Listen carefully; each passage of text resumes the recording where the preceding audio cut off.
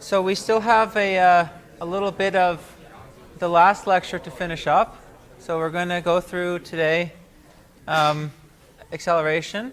We only kind of covered a little bit of that last time. And then we're going to, after that, we're going to continue on and talk about stochastic gradient descent. So just to put us in the setting of last time, I'm just using the recap slide from the SGD lecture. We talked about last time problems of the form G plus H, where G is smooth and convex, and H is convex, but not necessarily smooth. And we're looking at problems in particular where we think H is simple in so much as what we call the proximal operator of H, which is defined right here, is something that we can compute analytically. Okay, or at least it's not very expensive to compute. So the proximal operator is, if you give me any function h, I can define a proximal operator with respect to h. I just noticed a typo on that slide, but you guys have it probably in mind from the previous lecture. It's the argument over all z of the, let's say, the square distance from x to z times 1 over 2t plus h of z. That says h of x up there on the slide. Okay, so yes, thanks. Okay, so that's the proximal operator, and we can think of it like a generalization of a projection. If h was an indicator of some kind of closed and convex set, then this would be the projection operator onto that closed and convex set, and we would think about this as being a constrained problem, right? So we're minimizing G subject to some constraints, the constraint being that X is in that set. But more generally, H can just be any function, doesn't need to be an indicator function. And we can think about this proximal operator as something a little bit more general than a projection that's tailored to H. So proximal gradient descent, it looks like gradient descent on G, but we wrap every iteration in a call to the prox of H, right? So if I'm at iterate xk minus 1, I take a gradient step with respect to G, and then I pass that to the proximal operator of H, okay, which is defined here. And we saw examples like when H was the L1 norm, this prox operator is just soft thresholding. And when H is the trace norm, this prox operator is matrix soft thresholding. Okay, and another example is if H is an indicator function, then this prox operator is just a projection onto the set that underlies this indicator function, and we get projected gradient. Okay, so we saw all this last time. We also saw that everything up to essentially this last sentence here, if the gradient of G is Lipschitz, and we choose the step sizes appropriately, either via backtracking or to be smaller than 1 over L, this Lipschitz constant, then it has the same convergence rate as gradient descent, which is 1 over epsilon. Okay, so now we're going to jump into acceleration. I'm just going to start again introducing acceleration because I think it's an important idea. There were 4 papers that Nesterov wrote spanning the early 80s to late 2000s that laid out essentially 3 different methods in different settings for acceleration. So acceleration is also, I'd say it's predated by the concept of momentum. So the concept of applying momentum to various iterative algorithms is itself, was not invented by Nesterov. It goes back to at least Polyak and in the 60s. But this is a very particular kind of momentum that has, it's particularly effective, and it has provable performance improvement over gradient descent. If we just apply kind of generic momentum ideas, that may not be true. So this is a very special formulation. And we're going to follow, if you're interested in reading more about this, you could read either Nesterov's original 1983 paper, which is what these lecture notes are based off of, or you could follow Beck and Taboul's more recent paper for composite criterions like the ones we're talking about today. So I'll just repeat the method. We saw this right at the end last time, but it was kind of rushed. The method is essentially, to take a proximal update, just like we would in proximal gradient, but do so around a point v, not around the previous iterate. So proximal gradient descent would actually take a gradient step starting at xk minus 1, the previous iterate, right? And then it would pass that, as we just mentioned, to the proximal operator of h. Accelerated proximal gradient method, okay, it actually has us start this update at a different point that is starting at xk minus 1, okay, and pushed in the direction of the vector that points from xk minus 2 to xk minus 1. So this vector is xk minus 1 minus xk minus 2. That's this thing right here. Okay, and instead of making a gradient update at xk minus 1, we're going to make it at v, right, where v is maybe something up here. Okay, so it pushes us in the direction that we've been going based on the previous two iterations to the previous iteration. Okay, and the momentum weights themselves are very special. There are only some particular forms of weights that give us the guarantee, the convergence guarantee that we're eventually going to state. So generally speaking, these things, they must satisfy certain conditions in order to get the convergence guarantees. And this is a particularly simple form of the momentum weights that satisfies those conditions. Okay, so at the first step, we take k equals 1. Then just by the way I've set up the problem, I'm going to define a starting point x0. I'm going to notationally define x minus 1 to be the same thing. This term is going to be 0. Okay, so there's going to be no momentum at the first iteration. There's also no momentum at the second iteration because this factor here is going to be 0. Right? When k is 2, this is 0.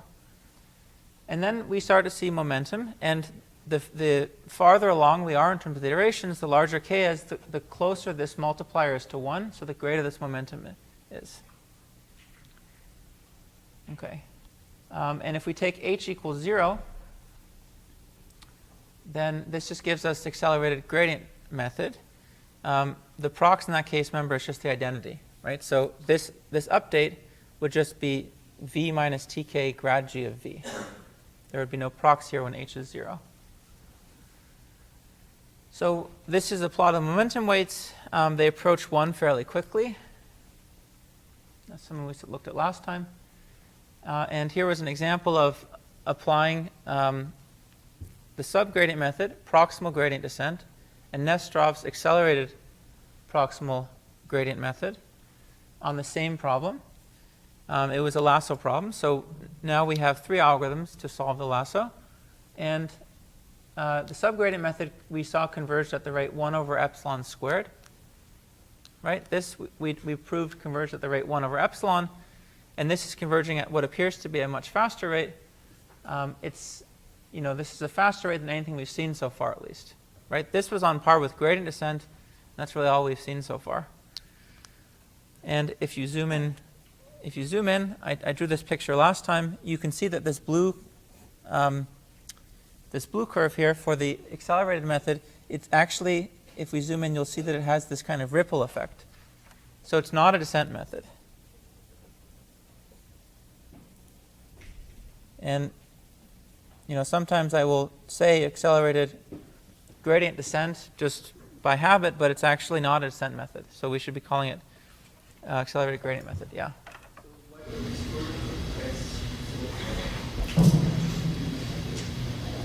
That's a fair question. I'd say that unlike the subgradient method, the ripples in acceleration don't tend to be as dramatic. So, I mean, this is pretty characteristic of what it looks like if you were to zoom in. So you can see that it doesn't really, it does. They're not too dramatic. So we don't really tend to store the latest iterate. We just keep track of where we are at the last iteration. Yeah. So do you have any theory on why the ripple happens? Why is it so irregular? That's an interesting question. So I guess I'll mention this. I mentioned this last time as well. These are affectionately called Nesterov ripples, after Nesterov.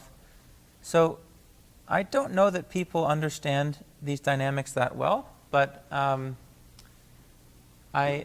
is some work that tries to interpret Nesterov acceleration from the perspective of infinitesimal step sizes.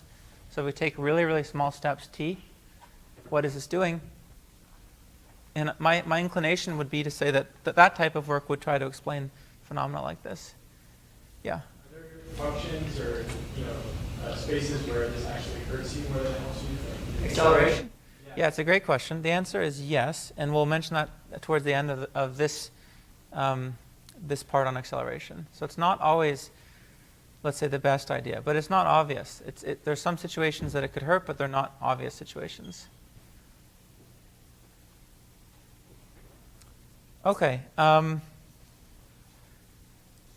good questions. So just like proximal gradient and gradient, we can do backtracking. There is one difference between what you've seen in proximal gradient. One kind of very important difference between what you've seen in proximal gradient and what you're seeing here. This is a formulation for backtracking where at every single backtracking iteration, you have to start at the step size that you left off with at the previous iteration. So usually in backtracking, we start with something like t equals t init, where t init is some large step size, like something that's large we're hoping to take. The key difference here, and this is required by the convergence analysis that's given back in Taboul's paper, is that whatever we end up with backtracking at iteration k minus 1, that's the biggest step we allow ourselves to take at step k. Okay, we're setting t equals tk minus 1, and then we're checking some backtracking exit criterion. I am not sure, actually, whether this has been remedied since that paper, but as far as I can tell, this is the standard backtracking for accelerated methods. Okay, so it forces us to continue to take decreasing step sizes. On the other hand, acceleration kind of is doing the opposite, right? It's helping us as we go along in terms of converging faster when we get small gradients because we have this big momentum term that's pushing us. So it tends to wash out. I written down here more complicated strategies which avoid this, so I assume that must be true. I just can't remember a reference for that. So if you're interested to know maybe alternative backtracking strategies, we can look it up together if you wanted to come to office hours.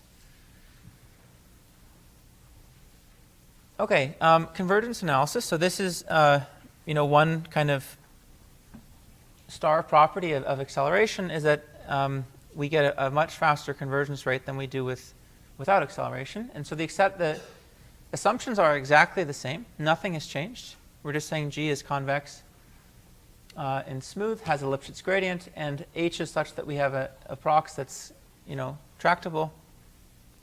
So under the same assumptions as last time, applying accelerated proximal gradient, either with backtracking or with a fixed step size that's smaller than 1 over L, it satisfies what essentially looks like the same bound, except for we have a denominator which is k plus 1 squared.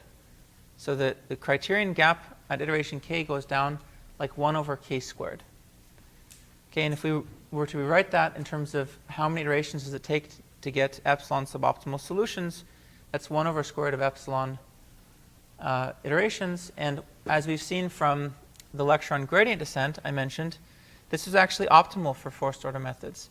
So for methods that only use the gradient, even without a function h here, if we just had h, if we set h to 0, even in the simpler setting where we're just talking about minimization of a smooth convex criterion, if we only allow ourselves to use gradient information, okay, if we're not allowing ourselves to compute something like the Hessian, for example, just based on gradient information, we can't do better than this, 1 over the square root of epsilon, and this is actually achieving that as well. Okay, so at this point, this is a nice, this is a nice usage of optimality theory. There's no point in trying to develop a new acceleration method that would converge faster. At least in theory, it could not be converging faster than this. Maybe practically it might have some advantages in some situations, but it cannot be kind of universally better than this Nesterov acceleration. Okay, so an example of that applied to lasso gives us a method called FISTA. So remember, we We saw ISTA, which was just proximal gradient applied to the lasso. Right, this being the lasso problem, this was just take a gradient step with respect to the least squares criterion, which is our g function, apply the proximal operator of h, which is this L1 norm times lambda. That gives us an algorithm that some people call ISTA, iterative soft thresholding algorithm. It's a very simple algorithm for the lasso. And if we were to apply acceleration, then it would look like this. Right? We take the coefficients that we're currently guessing for the lasso coefficients. We'd add a bit of momentum. Then we compute the gradient. In this case, that's the inner product of the features with the residuals at v rather than at beta k minus 1. We'd move in a bit of that direction, and we'd apply soft thresholding. Okay? And we'd seen how that performed here. So here I'm going to be showing you some other examples just to show you that this wasn't just the luck of the draw. So what I did is I drew 100 instances of lasso problems. In each case, I had 500 features and 100 observations. And by 100 instances, I mean I generated, let's say, y and x with respect to some model. And I just did that 100 times. But I always keep these dimensions, and I'm always keeping, let's say, the model the same. So whatever it is, I'm just replicating this experiment 100 times. And each time I'm running for a particular value of lambda that's fixed here, I'm running proximal gradient and accelerated proximal gradient. And I'm denoting the convergence criterions as a function of k as thin lines. So thin red lines for the proximal gradient and thin blue lines for the accelerated proximal gradient. And you can see that pretty much every instance of accelerated proximal gradient dominates every instance of of non-accelerated proximal gradient. And here I've drawn the mean convergence, the mean criterions as functions of k as well. They're quite well separated. But just seeing the individual instances convinces you that this is not something like, this is not a random effect we're observing. It's really, in this case, much better to use acceleration. So here's the same setup, but with logistic regression now. So with logistic regression, remember, one of the strengths of proximal gradient is that nothing really gets more complicated. All I do is I change what I put right here with the gradient of the logistic criterion, the logistic regression criterion. But that's not really any more difficult to compute. It's just as cheap. And I'm swapping out maybe matrix multiplications, pure matrix multiplications with stuff like taking exponentials and then doing matrix multiplication. So it's essentially the same cost. I just compute a few exponentials, and then I apply soft thresholding. So that's a strength of the proximal framework in general, whether we're using acceleration or not. And we can see that actually it's the same phenomenon, generally speaking. Acceleration is much more effective. Yeah? Where did the randomness come from? I mean, the variance. The randomness comes from the data. So the data here is generated, like, let's just suppose I told you that y was x times some beta plus epsilon. And let's suppose that I drew epsilon to be normal with mean 0 and some variance. I drew my covariates to be according to some distribution. And I fixed some beta. I fixed some particular coefficients. And after I did all that, I got one instance, and I ran proximal gradient and accelerated proximal gradient. And I did it 99 more times. That's what you're seeing here. Yeah? Why momentum helps in general? So I think that the most basic intuition that I can give is just that if we look at just the case where we don't have an h function, right? So we're just performing gradient updates with respect to g. These kind of updates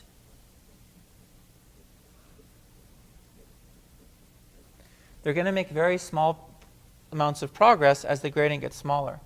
But the gradient's getting smaller closer to optimality. And we're not allowed to take larger and larger step sizes. Right? We have to take a step size that's bounded by something like 1 over the Lipschitz constant, or backtracking may actually allow us to take a bit larger step sizes, but that's not really going to mitigate the fact that the gradients are getting small. Momentum is pushing you. So if you believe that the update that you've made, let's say from x minus to x, was a good one, momentum is essentially continuing to push you on in that direction to get to the next iteration, right? So momentum is going to really help when you are kind of close to the solution, because relative to unaccelerated methods, the gradient is going to be very small, so you make very little progress.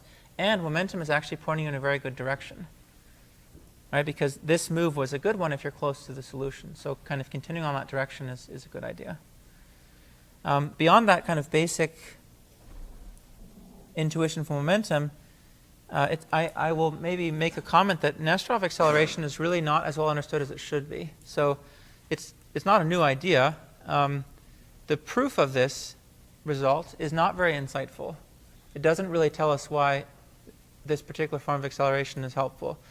We've done the proof in class before. It's really just mechanical. So there's been some effort in the optimization community to try to explain why acceleration is so helpful, and some papers I mentioned try to study Nesterov acceleration in infinitesimal time, try to describe somehow what it's doing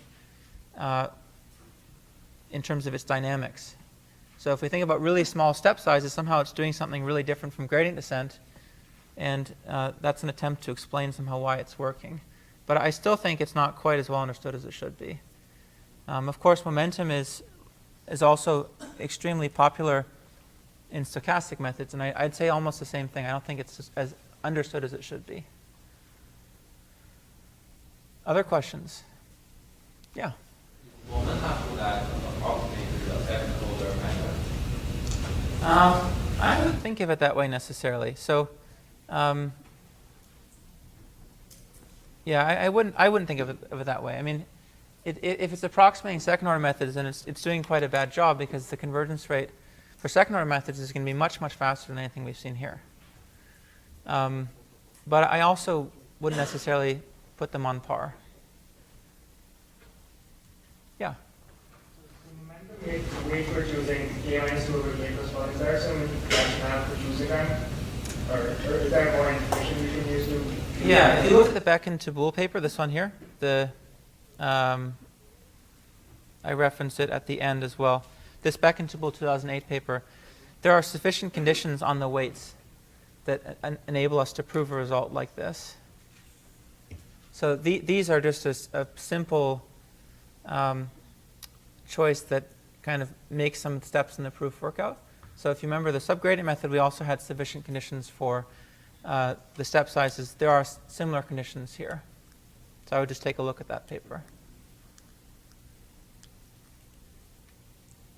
Okay, so I'll address the question that was asked.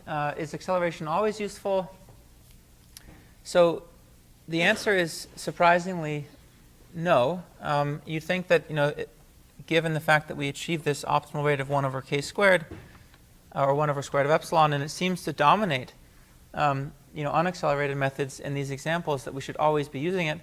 Well, there's a couple catches. One catch is an important practical point to make, is that in practice, with almost any machine learning or statistical optimization problem that you might want to be solving, there are going to be tuning parameters. Like in the lasso, this would be the tuning parameter multiplying the L1 norm. In SVM, it would be like the value c that multiplies the norm of the vector beta squared. There are tuning parameters in all these methods, and we typically want to solve our optimization problem over a whole bunch of tuning parameters, right? Because we're going to do something like cross-validation afterwards, or some other method in order to pick one. And in such cases, we would warm start any algorithm that we use. And I'll explain what that means. It's very simple. It means start at the largest value of lambda, and for a method like proximal gradient, we're actually going to converge fastest at the largest value of lambda. Okay? That is, well, I mean, one way you can see that just kind of heuristically is that if lambda is very large, we're setting these equal to 0, a lot of the components of this equal to 0. And they won't be changing from iteration to iteration. So we're somehow, for very large values of lambda, we're actually doing, the iterates are varying less from iteration to iteration. So you can guess that we're kind of going to get to a solution more quickly. So we start with a large value of lambda, okay, and we solve the problem. And let's say we record the solution as our solution as x of lambda 1 for whatever problem we're solving. And then we go to lambda 2, and we actually start our algorithm, our proximal gradient algorithm, whatever algorithm we're using, initialized at the solution for the previous value of lambda. That's called a warm start. And every time we solve the problem, we're going to use that solution to initialize our algorithm for the next value of lambda. Okay, this kind of strategy, which is called warm starting, it provides a huge boost in terms of convergence, because we're often much better off starting out at a solution at a nearby value of lambda than we are at an arbitrary starting point like 0. Okay, and this is just because the solution to a problem like the lasso, or to really any convex problem in some general sense, it's going to vary continuously as a function of a parameter like lambda. So that's the rationale going on underneath. If I make lambda a little bit smaller, the solution is not going to jump. It's going to actually also just change by a little bit. So starting off at the solution for a bigger value of lambda is not going to be a bad idea. So this, like I said, is a practical strategy that we take kind of regardless of the algorithm that we use. And if you use warm start, it turns out that acceleration actually doesn't make as big of a difference. So it's not that it's going to hurt you, it's just not necessarily going to provide much difference at all on top of unaccelerated methods. Acceleration seems to help a lot more with cold starts, like if I were to start at an arbitrary value, rather than once I've kind of gotten deep into the path and I'm using warm starts, with or without acceleration, things tend to perform fairly similarly. In some cases, it can actually be a bad idea to use acceleration and even backtracking. And so I wanted to mention an example of this before we conclude, and with this part, and that's this matrix completion example that we talked about last time. So last time we talked about this problem, which is you observe, let's say, some entries of a matrix Y, but not all of them, and you want to impute the remaining entries. And we talked about this trace norm minimization problem. Okay, I'm not sure if I used B star or B trace. So whatever notation we used last time. Okay, and we saw that if we applied proximal gradient to this criterion, then we got out these iterations. Okay, and this was the matrix soft thresholding operator, which required us taking an SVD and then looking at the singular values and subtracting off lambda from all the big ones and from all the ones that were smaller than lambda, setting those equal to 0. So this is going to enforce, so after I soft threshold some matrix, I will have set all of its singular values less than lambda equal to 0. That's going to reduce the rank of the matrix by the number of singular values less than lambda. So this is going to be doing some kind of rank reduction, which makes sense given the kind of the goal or the nature of the problem. And we saw that actually in this case the criterion had a smooth part, which was this one, has a Lipschitz constant of 1. Its gradient has a Lipschitz constant of 1. So we could just take t equal to 1. Okay, and when we took t equal to 1, then essentially we got a special update that enabled us to compute the SVD of a sparse plus a low rank matrix. Okay, and that actually makes a very big difference in practice, whether or not you're computing the SVD of a generic matrix or a matrix with structure. So what we're going to argue is that using acceleration, let's say, let's jump to this one, using acceleration, it has this change where we're evaluating, right, the gradient before we pass it to the proximal operator. So that means what goes inside here is going to change from the previous iteration to some other intermediate point v that was affected by momentum. And in general, even if we take this favorable step size t equals 1, we're going to get something whose SVD we want to take that is not necessarily of a nice form. Okay, so without acceleration, we're taking the SVD of something that's sparse plus low rank. With acceleration, we're taking the SVD of something that's sparse but not necessarily low rank. Right? If I were to take a linear combination of matrices that are each low rank, they don't need to be low rank. the result doesn't need to be low rank. That's because rank is not a convex function, right? That's the whole reason why we convexified it in the first place, right? So if I have these two matrices, right, and they're each of rank 1, if I take some linear combination of them, let's say I take half this plus half this, I get something of rank 2. And I could completely destroy a low-rank structure by adding two low-rank matrices. So this is why people actually do not use acceleration for matrix completion. I don't know if I have a figure here.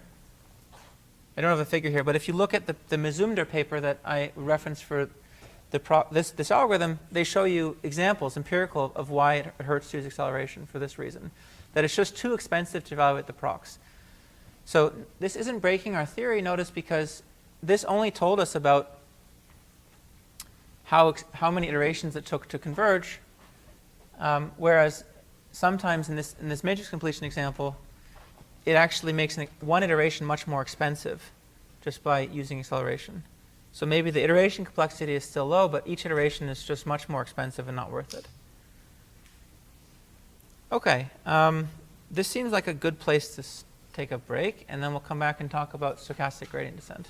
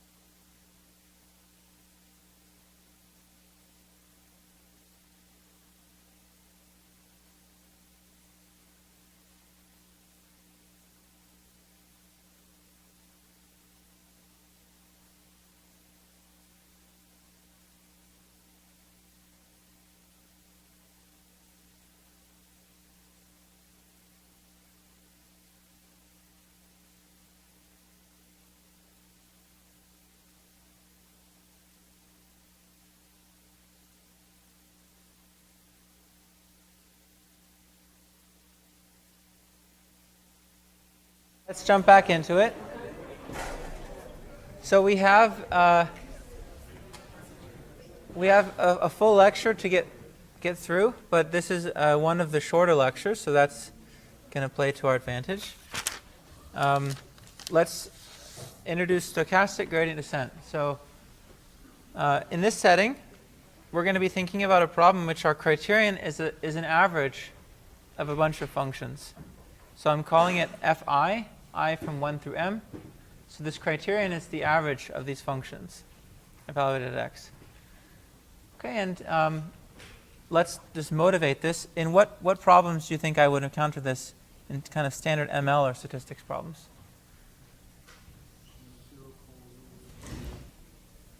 Yeah, sure, ERMs, but let's get like very specific. What about some of the problems we've already talked about? So even just least squares, right? If I just divide the least squares criterion, let's say by n, let's say x is n by p, and y is an n vector and beta is a p vector, then I can, and let's say I write the rows of x as xi.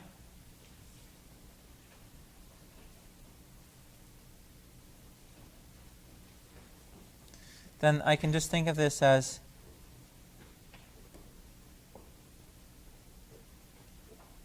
the average of these functions, yi minus xi transpose beta squared. These guys will be like my fi of beta. So the criterion is an average of such functions. So any time you're doing, let's say maximum likelihood, or I heard empirical risk minimization, we can think about it's an average of functions. Each function is evaluating something like the loss on one data point. Right? This is just considering the xi, yi pair. What is the loss on that data point? And here we're using squared loss. So this is actually extremely common, let's say, in statistics and machine learning. It may look a little bit more abstract from the perspective of optimization, but it's very common. Okay, I'm just using m here because n we usually refer to as the dimension of the optimization variable. We have at least so far.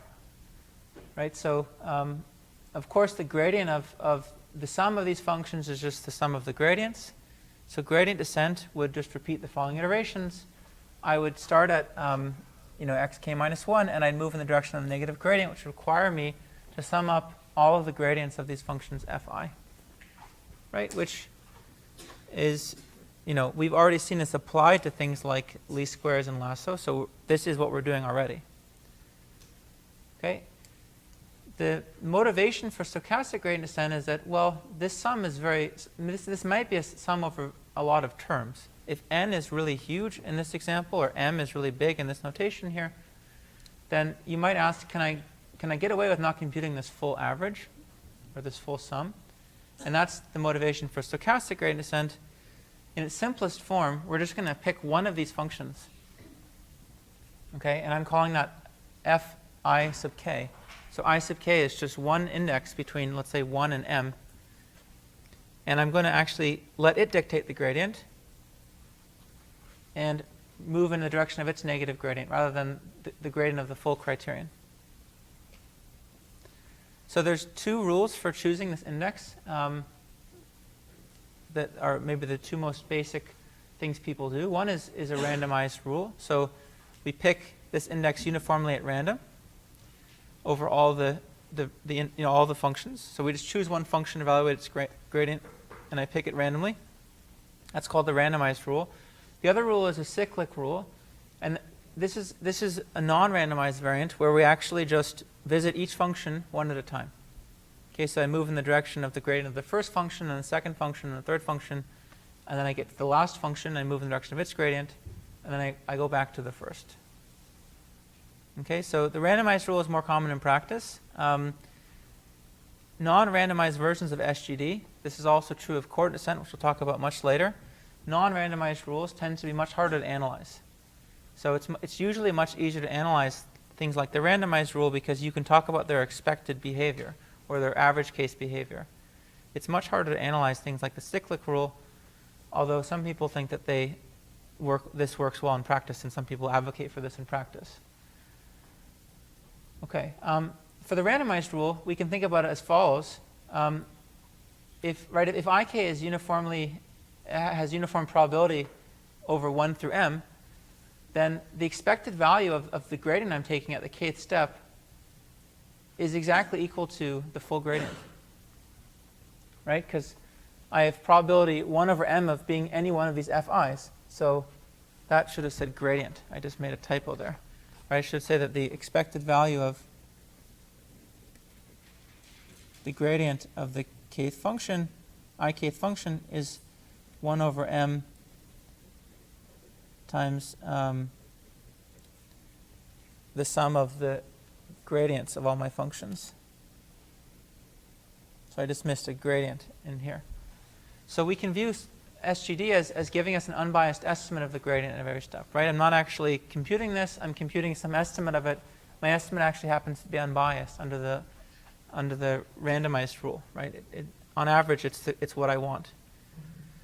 And the main appeal of stochastic gradient descent, or SGD, is kind of twofold. The first, that the iteration cost is independent now of m, the number of functions, right? So now the cost of basically computing the gradient, this only depends on p, which is in this case, it's the dimension of my optimization variable. Doesn't depend on the number of data points, the number of functions. Okay, so it can be much, much, much cheaper, especially if the number of functions is large. And it also can be a big savings in terms of memory. So if m is very large and it's actually costly to somehow store the data in memory, like in this case, okay, then with SGD I don't have to. I can pick a random pair, I can pull it into memory, I can compute the gradient, and that could be my entire step. I don't need to have these all in memory. So here's an example. This is a logistic regression, and similar to what we wrote down up here for least squares regression, logistic regression, we can think about the criterion as the sum of individual loss functions fi that all take some parameter beta, and now this evaluates the logistic loss for the ith instance xi, yi with that particular parameter beta. Okay, the full gradient is the sum of essentially the inner products of the features with the residuals over all of the inner products being taken over all of the data set. Okay, so this pi of beta, just to remind you of our notation, in logistic regression, pi of beta is 1 over 1 plus e to the minus xi transpose beta. That's the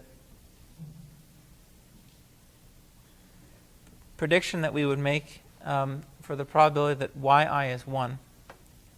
Essentially, it would be according to this this formula. Okay, so we can do this when n is, let's say the number of data points here, which is the number of functions, let's say is moderate, but not when n is huge. If n is 500 million, you wouldn't want to compute this full gradient. It would be way too costly. So full gradient, which is also called batch, sometimes gradient descent, takes order np time for one update here, right? Because I essentially have to compute this sum, and every term in the sum I can compute with time order of p, and there's n terms, so it's order np. One stochastic update costs just order p, right? So this is a very big difference when n is huge. So if I had like n is, let's say in the orders of tens of millions or hundreds of millions, then I could afford to do like tens of thousands of stochastic steps. I could afford to do potentially much more if p wasn't very big, but I couldn't do very many full gradient steps. Right? It would just be too costly. So I'm showing you the smallest example, just to give you a really small example, just to give you an idea of what happens. This is the classic picture for batch versus stochastic methods. So this is not, I'm not saying we should use stochastic gradient descent for n equals 10, p equals 2, but I'm showing you what the picture looks like when the dimension is so small.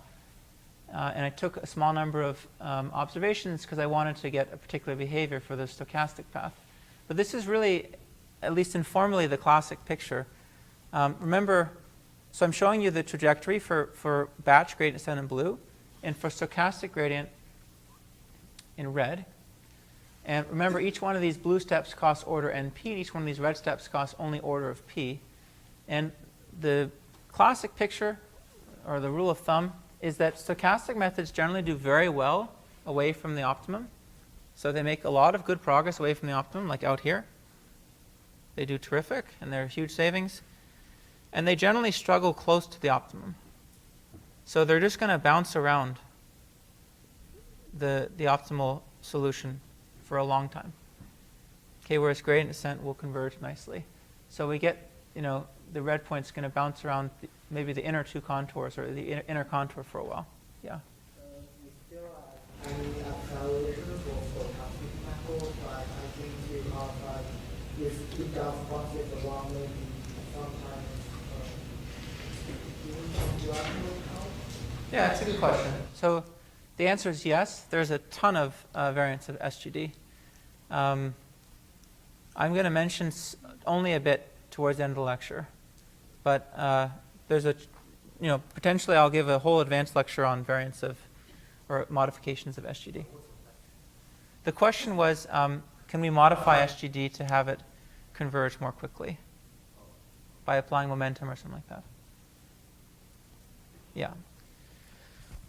So let's talk about step sizes for SGD. So the standard in SGD, from the perspective of optimization, so I'm talking about the optimization community now, not the ML community, which I'll make a remark about in a little bit.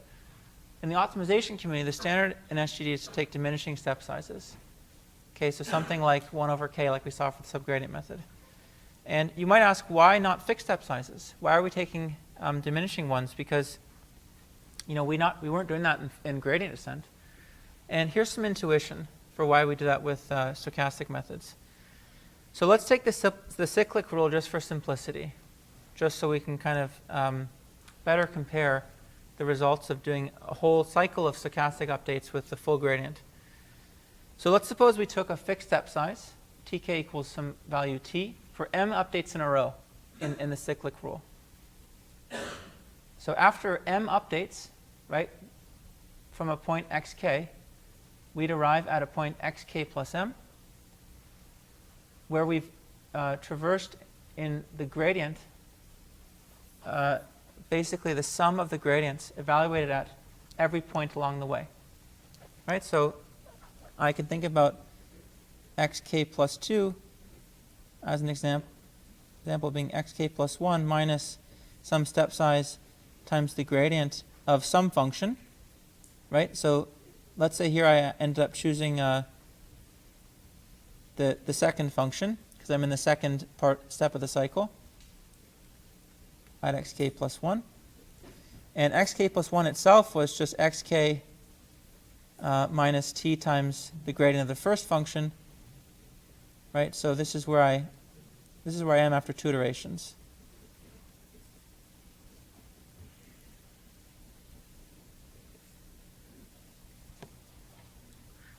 And after, let's say, m iterations, which is I visited each function in my collection, I would be at a point xk plus m, and I would have moved by the sum of the gradients, but evaluated at intermediate points, right? At basically each iteration, at each iterate, I get a different point at which I'm evaluating the corresponding gradient. So meanwhile, full gradient, right? If I took one step with full gradient descent, then I would move from xk to xk plus 1 by this amount, the sum of the gradients, right? Each evaluated at xk. So what we notice is that actually there's a difference in these update directions, and it's a matter of where we're evaluating the gradient. This is the difference, in fact. And in general, if we keep t to be constant, okay, this is not going to go to 0 necessarily as we progress throughout our iterations. These differences are not going to vanish, even if the gradient is kind of controlled. So this is telling you that stochastic gradient descent with a fixed step size is going to have a non-vanishing difference to gradient descent. And now you can guess it's not going to converge, right? Because it's trying to mimic gradient descent, but it's kind of not, it doesn't get arbitrarily close to gradient descent. So this is just intuition as to why we are forced to take the step sizes to be smaller to kill kind of the differences in update directions like this as we proceed. So let's do a little quick recap of what we know in terms of convergence rates for convex functions and functions that have a gradient. So we saw that for a convex function, we actually saw the subgradient method, right? With diminishing step sizes gets this rate, 1 over the square root of k. And here I'm just writing as gradient descent. But in fact, that same result, of course, applies to a convex function that's differentiable, but we don't know anything about its gradient being Lipschitz. Right? So that result was more generally for convex functions in the subgradient method, but it, of course, applies to gradient descent when we have a differentiable convex function, but we don't assume that its gradient's Lipschitz. So this is the kind of the base convergence rate for that case. Okay, if we assume more, like we assume that, let's say that the function has a Lipschitz gradient, which is what we saw in the very first lecture on gradient descent, then we saw that for suitable step sizes, we actually get a 1 over k convergence rate. Right, so we get a faster convergence rate. For stochastic gradient descent, we can match this rate. So if you give me a convex function and you use diminishing step sizes with SGD, you get back this 1 over square root of k rate. Okay, there are many references for the proof of this. I just referenced a nice paper by Nemirovsky. It's a pretty recent paper, but it gives a nice does a nice thorough job of this. There's also a reference in the end of the slides by a monograph by Bertsekas, so you can see either of those for proofs if you're curious. But the bad thing about SGD is that actually this rate does not improve if you assume more. If I tell you that the function is actually has a Lipschitz gradient, then you still get a 1 over square root of k rate. It does not improve in the same way that gradient descent does. Okay, so this is already kind of maybe startling fact number 1 about SGD. It seems to be stuck in this really slow convergence regime, regardless of what we're assuming, whether the function is convex or convex with a Lipschitz gradient. Even worse is the following discrepancy. So we saw that if we actually assumed f was strongly convex in gradient descent and has a Lipschitz gradient, then we get a much faster convergence rate. So this is this c here is less than 1. We call this a linear rate of convergence. So this is like a whole other regime in terms of how fast it's converging. Under the same conditions, SGD actually only gets a 1 over k rate. So it's not adaptive to strong convexity. It's not adaptive to a Lipschitz gradient. It gets comparably much slower rates, unless you're in the most basic setting where you don't know anything about the function, like this one. And that's the only case in which it really matches gradient descent. Okay, so as far as optimization goes, this has been known in optimization for a while, and people consider this a real downfall of SGD, or of stochastic methods. So you might ask, what can we do to improve SGD? Well, there's actually maybe 2 different ways to approach it. One is, what can we do to improve SGD? And the other is, do we really care? And both are valid answers, or both are valid questions, I should say, and both have answers that we'll discuss in part. And the do we really care is partly an ML perspective, that we don't think that we need to be optimizing criterions to fully to conversions. So these kind of considerations don't apply as strongly. So let's first talk about what we can do to improve SGD. The first thing you can do to improve SGD, which is maybe the most obvious thing to try, is to use mini batches. So instead of just sampling one function and evaluating its gradient, I'll sample b functions. Let's say I'll pick a random subset of b functions, and I'll take the gradient of those b functions, add them up, and divide by b. That's going to approximate the full gradient. It'll be unbiased, just like picking one function will be unbiased, just due to the nature of our sampling. Okay, so using mini batches, it still gives you an unbiased estimate of the gradient, but actually reduces the variance of your gradient estimate, right? Taking an average of b things reduces the variance by a factor of 1 over b. So you might think that's good, but it's also b times more expensive, right? We're just doing more computation. So it's not immediately clear what the trade-off is going to look like in the end. So I'm going to give an example now just to show mini batches that work. So I'm going to consider the same problem, but just with a bit of regularization for no real reason, just because this is maybe a bit more well-behaved as a problem. So it's just regularized logistic regression with an L2 squared penalty. And I'm going to write this as an average of these criterion functions fi, where fi pulls in this logistic loss on the ith instance plus the full regularizer term. Okay, so every time I evaluate the gradient, I'm going to evaluate the gradient of the logistic loss and also the gradient of the penalty. Right, so this is the full gradient computation. Okay, and just a kind of easy comparison, one batch update here costs order n times p operations, one mini batch costs order b times p, and one stochastic update costs order p. Right, so mini batch puts us somewhere in between depending on how we choose this batch size b. So here's an example with 10,000 points and 20 features, and I used fixed step sizes for all methods. Okay, and you'll kind of see why I'm using fixed step sizes here. It's because, as I'll explain in a little bit later, this is kind of the standard in machine learning, even though it's contrary to what we're told to do in classic optimization. But it doesn't change this behavior, at least. So if you use diminishing step sizes, you'd get similar behavior at least up until this point, this many iterations.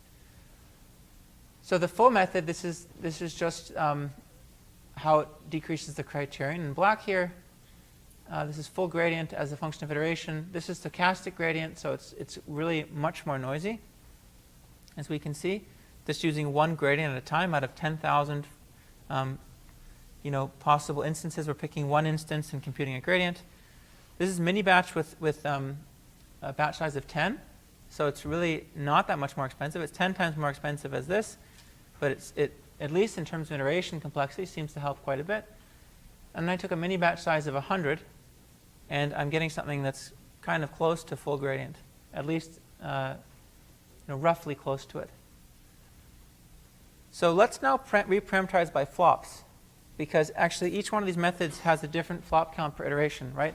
This was n times p, this was 100 times p, that was 10 times p, and that was p. So let's just actually rescale the x-axis for all the methods so that we count the number of flops we perform, not iterations, because this is not really reflective of the computational cost. And what you can see is that actually mini batches, they don't help in terms of progress per flop. Okay, I'm decreasing the variance of the gradient estimate, but I'm not. I'm also paying b times the computational price, and that trade-off is working its way out to suggest that it doesn't really help per flop. Okay, and you can see as I take larger mini batches, it actually just gets worse, the full gradient being somewhere up here. So if you really cared about somehow progress per unit of computation, whatever your unit of computation is, it could be that SGD is really the best. It does have the worst convergence, though, in terms of, it might peter out here and just bounce around for a long time at 0.55 and not converge. And one more kind of important plot is to look at the same plots, but with the y-axis now, not the criterion, but the gap between the criterion and the optimal criterion value, put on a log scale. Okay, so what you're seeing is that we get this linear rate of convergence for gradient descent. It's a straight line. It's perfectly straight. That's because this logistic loss, after I added the L2 penalty, it's strongly convex. Okay, and we're converging very quickly. These are, in terms of this scale, if you look at the criterion gap on a log scale, they look kind of pathetic, right? They're not even, it's hard to guess whether they'd even be like a 1 over epsilon rate or 1 over k rate.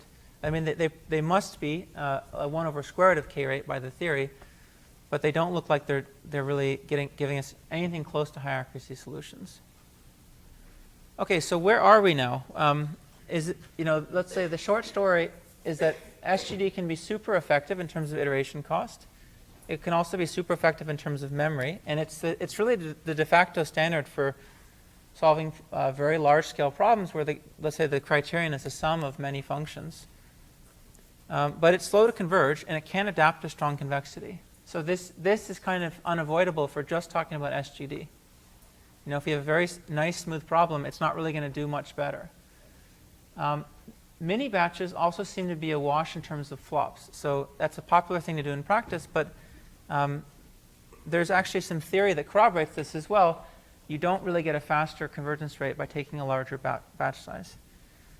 They still can be useful in practice. And this is for maybe a less obvious reason, which is it's maybe just requires there's less kind of communication cost reading in a data point one at a time. Maybe easier just to read in a bunch of data, and then depending on the architecture, maybe more efficient to perform a bunch of gradient computations all at once. So they still can be useful in practice, and I think they will still be used in practice, but that's for kind of more complicated reasons that have to do with the implementation. So is this the end of the story for SGD? Like, after we've seen this, are we going to quit 20 minutes early? The answer for a while was believed to be yes. So people sorry for you guys that the answer is actually no, so we have a bit more stuff to talk about. But for an optimization, for a while, people thought that SGD, this is just where it was. It was kind of standing at this position in the hierarchy, and it was just slow, and it had these defects. And a lot of that came from, part of that came from the fact that there were matching lower bounds for stochastic optimization that told you that, for example, you could not do better than the rates that SGD was attaining under the assumptions that it was using. So even though these were bad results, this was somehow all we could expect because they're matching lower bounds in a stochastic setting. But a very important kind of thing to point out about this work, which people didn't realize at the time, but now it's recognized as being a very different setting, is that was for a more general stochastic problem, where the criterion was actually an integral of some other function with respect to some parameter psi. And for us, it's not quite as complicated, right? For us, this is actually an average. It's a discrete average rather than an integral, right? So I could have some criterion that depends on some other parameter, right? And maybe a very simple case is I could have, for example, I could be thinking about some function of x plus, I only observe a perturbed version of the noise psi. Or maybe there's a more complicated interplay, like perhaps I evaluate the function at x minus psi. Okay, so you don't actually get to observe the function at x. You're only lucky enough to observe it at x minus psi, where psi is random. And you want to minimize the expected criterion, where you integrate out psi with respect to some distribution p. So this is a much more general setting for stochastic optimization. We're in a specific instance where we're just talking about averages. It's a special case of this. And it turns out that actually the lower bounds that are developed for this setting don't apply to finite sums. And this is only recognized very recently, like 2014 and 2015. And so there's a new wave of variance reduction work that was driven in large part by people in machine learning that shows that we can modify SGD to converge much faster for finite sums. So this isn't the end of the story at all, and there are adaptations to SGD that actually attain the same linear convergence rate as gradient descent under strong convexity, so that we would get the same form here, c to the k, and that would get also 1/k rate if you assume that the gradient is Lipschitz. Okay, so we might, depending on interests and in time, we might actually do a lecture on that later in the course. But if you're interested, then, I think I'm going to give you some acronyms for the methods shortly, but you can just look up variance reduction SGD. You find a lot of papers on that. Okay. So now it's worth, I think, just mentioning and talking for a little bit about what stochastic gradient descent looks like in large-scale machine learning, because it has really it's kind of its own literature associated with large-scale ML. And it's really taken off as one of the central tools that people use for really large-scale optimization problems. And it's used differently than it is in the classic kind of treatment of SGD. So one thing we've mentioned before is that, in many, let's say, machine learning problems or statistical problems, depending on the nature of the problem, we might not actually care about optimizing to high accuracy. Right? If let's say we're in a prediction task, and the prediction task is actually quite hard. Okay, we're not expecting to get like really, really high prediction accuracy. We may observe that if we optimize our criterion kind of roughly, we still get pretty good prediction error. And if we optimize it to really high accuracy, the prediction error doesn't improve that much more. Right? Because somehow knowing that the parameters in my logistic regression, knowing them up to 10 digits of accuracy doesn't actually affect my prediction accuracy very much. I can kind of have a more rough guess and still predict as well.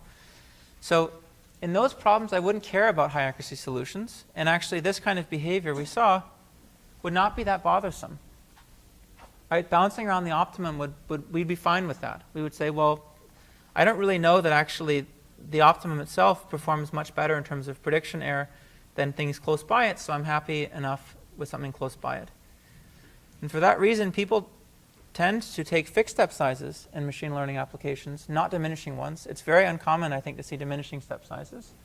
And the standard is just to try out a bunch of fixed step sizes on small fractions of your training data set. So take a small fraction of your training data, try a bunch of fixed step sizes of all sorts of different levels, and run each for many iterations, which is going to be fast because you only look in a small fraction of the training data.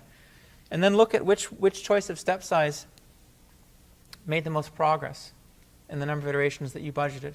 And whatever it is, you're going to go with it on the full data set. So that's a very common heuristic. There are a bunch of other heuristics and kind of tricks for employing SGD at large scale. And this paper is, it may be a bit dated because 2012 to 2018, there may have been a lot that's changed in terms of hardware and whatnot, but still I think this has a bunch of good heuristic guidelines for how to run SGD at large scale.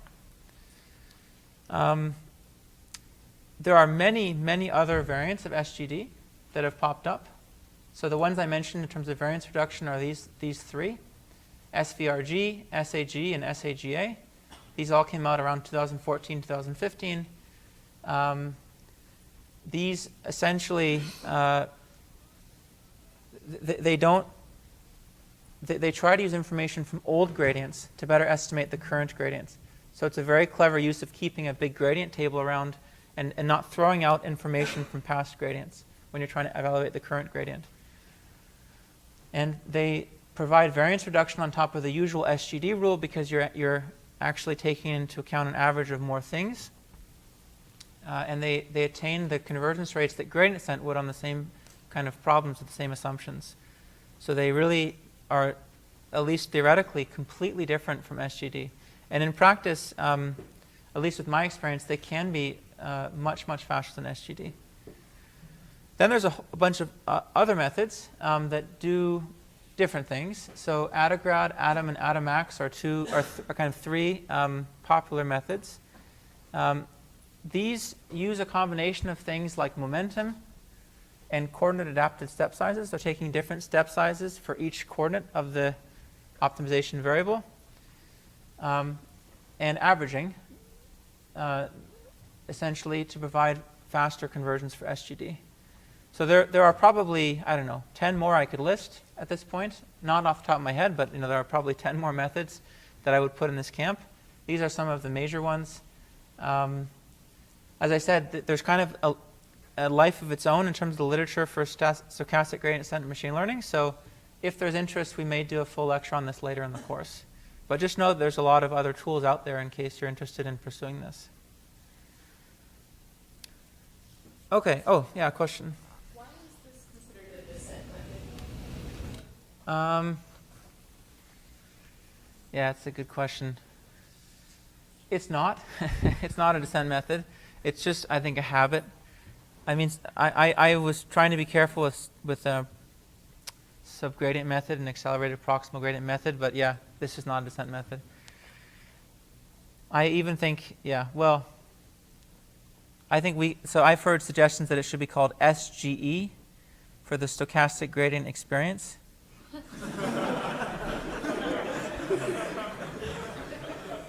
We can credit John Ducci with that. He told me to say that in my course. He's trying to coin this term.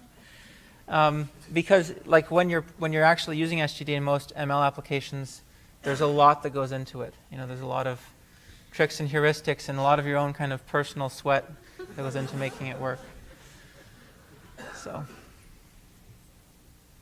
yeah. For the high accuracy, is this for the testing or training? What I was saying with this? Yeah. I was talking about out of sample, so test accuracy. Okay, so let me be kind of early stop kind of strategy because we want to generalization. Yeah, it's related. I think early stopping is still different, which we'll talk about next in this slide.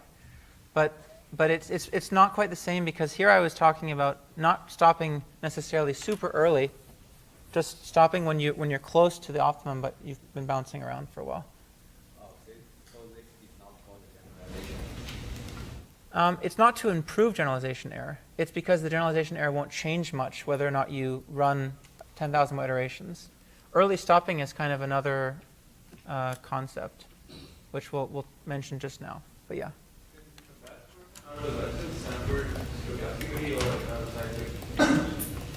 In my versions, they were sampled stochastically. Yeah.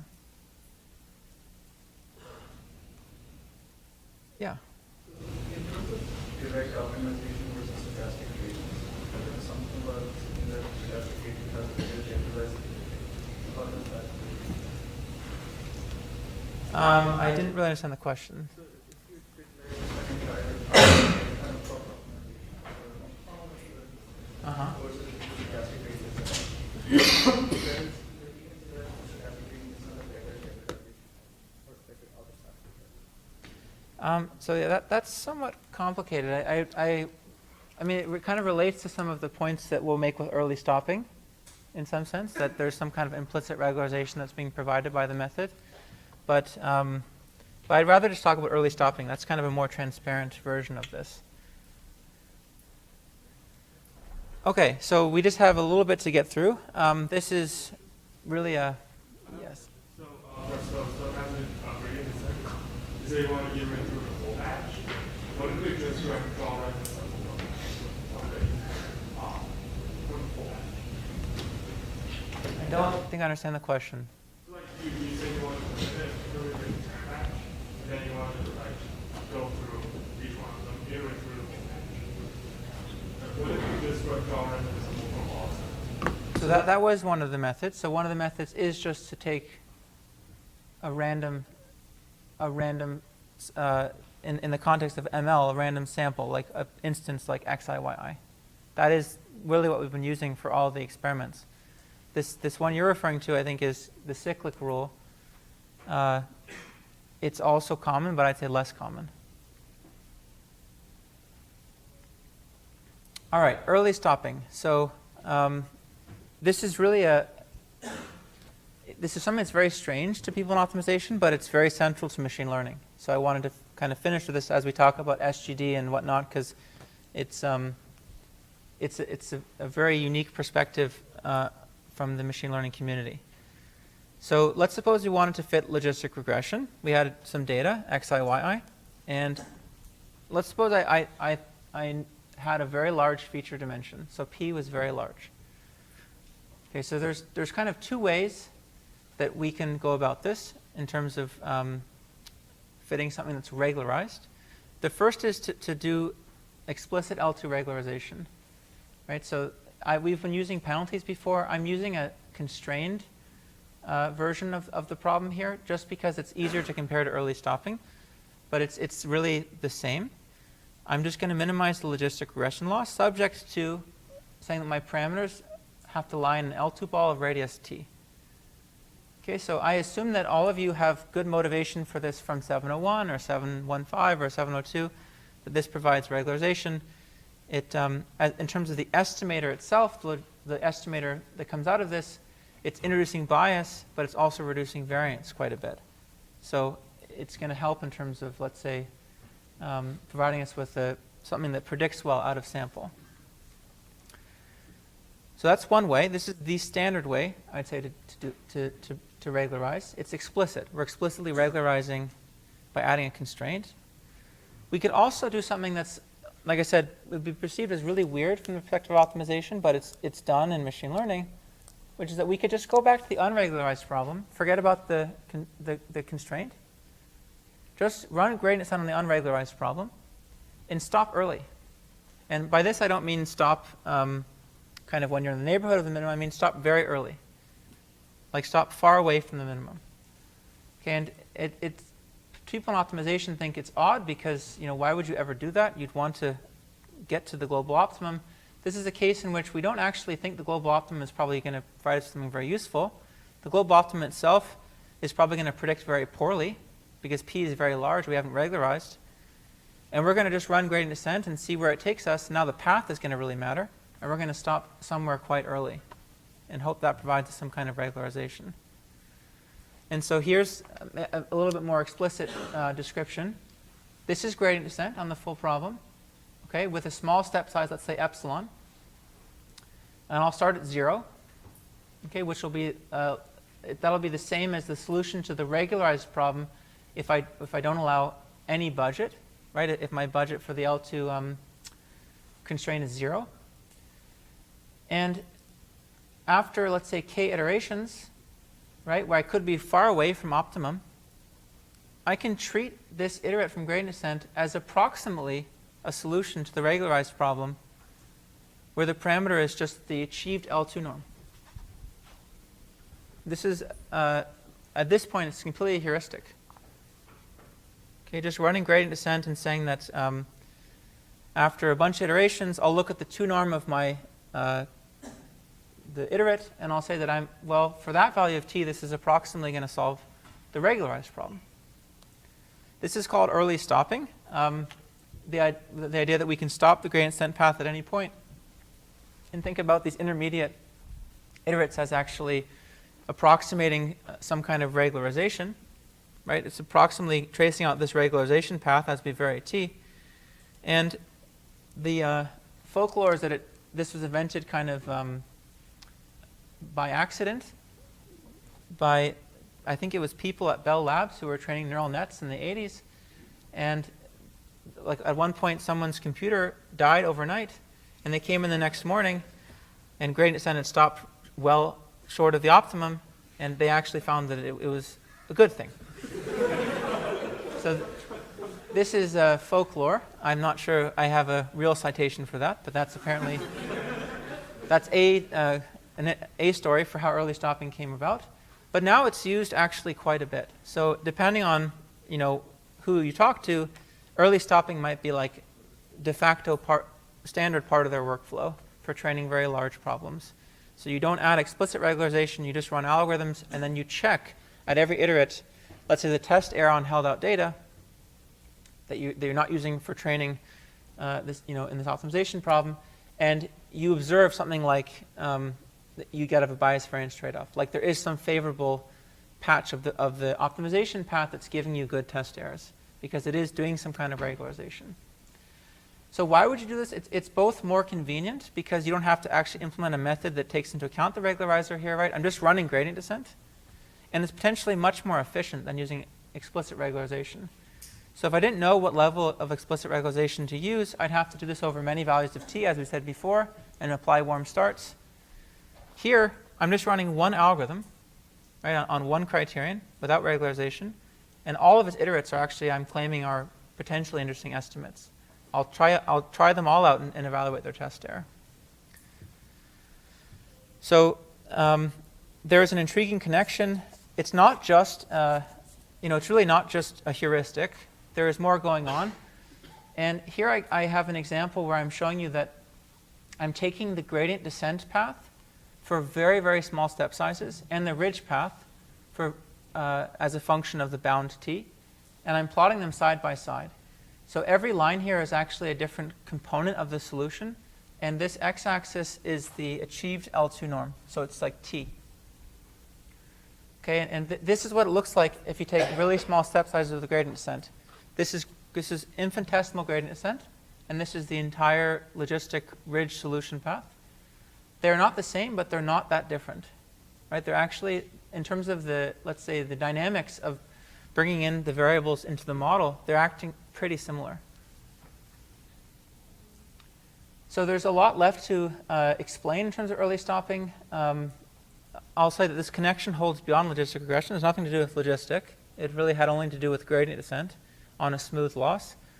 In general, as you send the step size to 0 and you look at the infinitesimal gradient descent path, which some people call gradient flow, if you look at the gradient flow path, it's not going to coincide with the exact regularization path.